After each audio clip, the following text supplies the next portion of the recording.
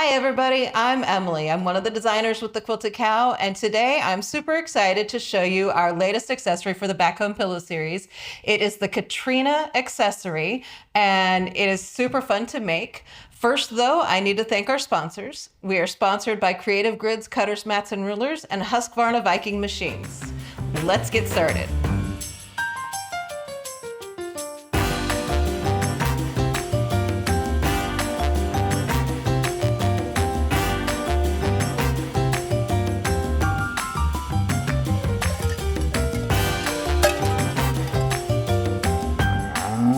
All right, so our Back Home Pillow series, if you're new to it, we have a pillow that you can get just for the pillow kit. And this is a Helpful Heifer pattern and kit that we have. So you can head over to our website, grab yourself the pillow kit, make yourself a quilted pillow. It includes the finger snaps, the fabric, and the muslin so that you can make a quilted pillow and you can change the accessory on it. So the finger snaps are going to be installed here. Everything's included as far as the sewing goes. Your pattern is included. So grab yourself one of those kits if you don't already have one. And then the accessory, you're going to be able to make a different accessory. We've been doing this once a month. We've been adding new accessories to our pattern list. And you can head on over to our website, grab yourself a kit for the accessory. The accessory kit is going to include everything, all the fabric that you're going to need to make the accessory. It will also include the finger snaps and the pattern in that kit. So grab yourself a kit and then let's get started sewing. So first thing you're going to do is go ahead and cut out all of the parts and pieces that you're going to need. Whenever you're cutting these out, you are going to want to label them. One of the things that you can use to label, and I apologize, I usually have these out, but we have these ABC 1, 2, 3 pins. They are a magic pin, and so you can go ahead and pin the letter of the shape that you're cutting out onto that letter so that you know what the letter is. So make sure you are labeling all of your pieces as you're cutting so that you know which piece goes where whenever it comes time. The pattern is going to have a diagram, have all the letters on it. It'll tell you what letter to put on, what letter fabric to put on the other letter fabric. So that's why it's important to go ahead and label all of your fabrics while you're cutting. All right, once we have everything cut out, this pattern is really pretty simple. Basically, we're going to be snowballing corners. So I've done that with most of my pieces already, so I'm not gonna step you through all of that, but I do wanna show you a couple of pieces, or one of the pieces that I've done that to, I've started doing that to, and I wanna show you the process. So I drew the diagonal line corner to corner on the back side of this square here, and it's going to go on the pumpkin. So if you see the pumpkin in the middle of the cat, that's going to have the squares that's snowballing all 4 of those corners on that one. So this is where this square is going to go. All right, so I've got that sewn on, and now we need to trim off for our seam allowances. Let me grab a small ruler. And basically what I'm going to do is I'm going to take that line and I'm going to measure a 1/4 inch out towards the outer edge, that corner that I put that on. And I'm just going to put my 1/4 inch mark here on the ruler on the line that I sewed. Make sure that I'm covering my stitches. And then just trim that corner off of that. And I'm going to go around and do this for all 4 corners. So I like to kind of heat the seam and then press the fabric back. I'm going to give it a little heat. And then because these corners are they kind of like to flap back open, I'll go ahead and turn this over and then give it another bit of heat. If you want to, you can grab some flatter spray, go ahead and spray that on there. That'll help the seam to be pressed open and stay open. But I'm going to let that cool off just like that for a moment. And then we're going to go ahead and start sewing the rest of everything together. So let's go ahead and start with the cat. What I did was I sewed the ear piece onto the face piece, and then there's a background piece that goes next to it. And that segment is just one segment you're going to start with. The next one, we're going to go ahead and do our pumpkin that goes in the middle of the cat. So I want to sew the top of the pumpkin to the pumpkin body that we just did. And then I'm going to add the other pieces to that. So let me go ahead and get the top of this pumpkin sewn on, get it pressed open, and I'll show you the next step on that. All right, so now I have the cat all pieced and ready to go. So I'm going to set this aside. And by the way, the couple minutes for me was not a couple minutes for you. It's pretty much instantaneous. So I'm going to try not to tell you to meet me back here in a couple minutes after this. So the cat's finished. We can set that aside, and then we're going to start working on the letters. So we've got the B, the O, and the O, and I've already made one of the O's and put the background strip next to it. So I'm just going to show you, whenever we made the B, we did these two squares. We snowballed the right corners on both of those, then put some of the orange fabric in between, and then we've got this one strip here, and then this one, basically, we snowballed the corners of these two rectangles and then put those together, making sure that these seams in the middle, the little V kind of matches up as best as possible.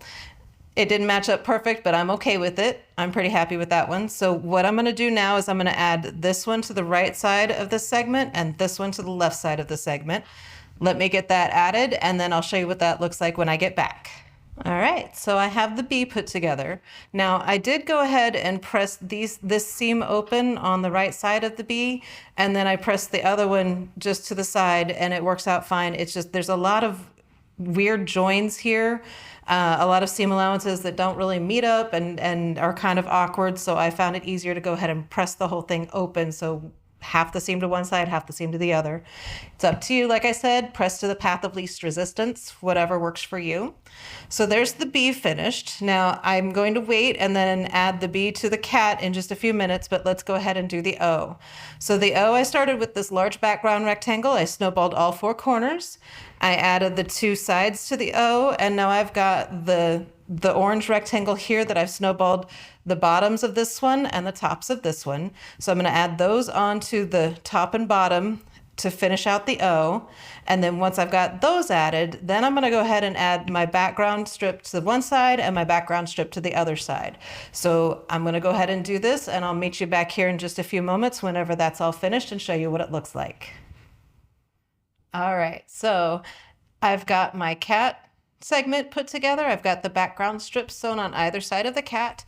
I have my B, I have the O with background strips on either side, and the other O with the background strip on the outside. And whenever these goes together, once they're all sewn together, then there's going to be a background strip in between the cat and the B, in between the B and the O, and in between the O and the other O.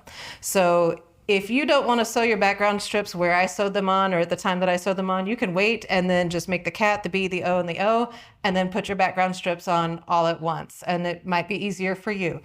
Whatever order you want to do it in, that's fine, as long as we eventually get them all put together. So what I'm going to do now is I'm going to sew each of the letters onto the cat and get everything assembled.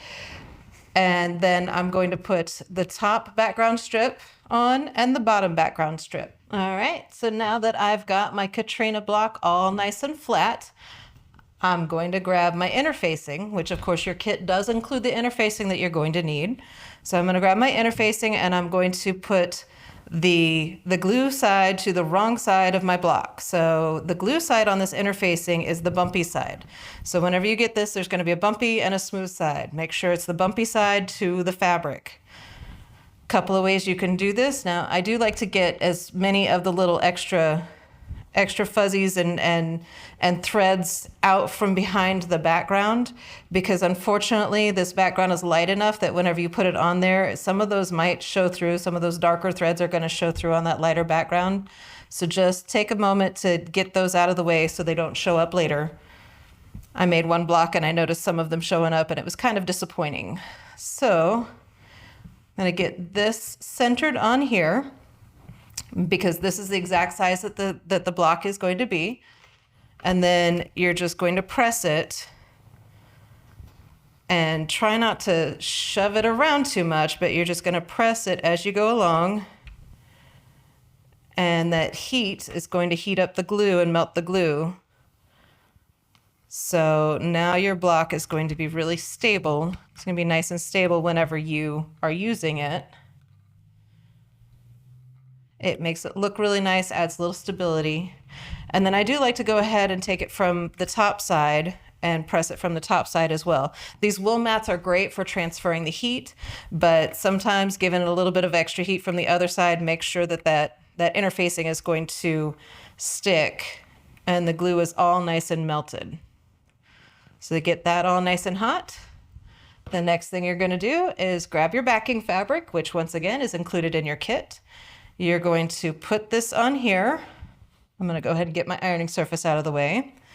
And this time I'm going to go ahead and put some clips on because it doesn't really need to be pinned. You just want to make sure that the backing stays where you want it to be. So I've got the right side of my backing, which is just a solid white, so there's no real wrong or right side, on top of the right side of my block. So make sure that those are facing each other. If you use a fabric that has a print to it or anything, you just want to make sure your right sides are together. And I'm going to clip this. Once I've got it clipped, I'm going to leave about a 4-inch opening here at the bottom, but I'm going to sew a 1/4 inch all the way around and then backstitch at the beginning and end, leave that opening, and we're going to turn the block right side out once we've got it all finished. So let me do this. I'm going to finish clipping, sew it together, and I'll show you what that looks like once I've got that done. And I will be right back. All right, so I've got it all sewn, and the next thing I want to do is I want to clip my corners. Now you want to make sure that you clip just a little bit beyond where the 2 seams on those corners meet. You don't want to clip your seam allowance. And then you may notice that I've left a little tail on the ends of my threads where I've stopped sewing at the beginning and end. The reason for that is so that if my threads start to come apart, if I didn't get it backstitched well enough, and my seam starts to come apart, then I can reach in, grab these tails, and pull them nice and tight closed before I go ahead and press and sew around it. So we're just going to take this and work kind of slowly. If you've left yourself too small of a hole, too small of a gap to turn this through. If you've left yourself too big of one, that's okay too, because we're just going to stitch this closed in just a few moments. Once I have that, now the next step I'm going to do, and I do like to roll these seams a little bit before I press them, but I'm going to come over and I'm going to press all of these nice and flat. Once I get them pressed flat, I fold this opening, this turned opening, I fold this closed, make sure that everything is nice and flat there. And then I'm going to go around and stitch 1/8 of an inch seam allowance all the way around this to go ahead and close that turned opening and to finish out this block. So, all right. I'm so excited. I love finishing out these blocks. So the last step is to install the finger snaps. Now, if you've never worked with finger snaps before, I know that we've talked about them before. We've done each of the accessories comes with the finger snaps needed. If you've never worked with them before, I'll just show you real quick. There's going to be, in this kit, there's going to be 4 caps. There's going to be 2 studs and 2 sockets. So we're going to install the studs on the top and the sockets on the bottom so that they match up with our pillow. Now, if you have done the pillow and you accidentally installed your snaps upside down, just double check your pillow, make sure that you're installing the snaps where you need to install them.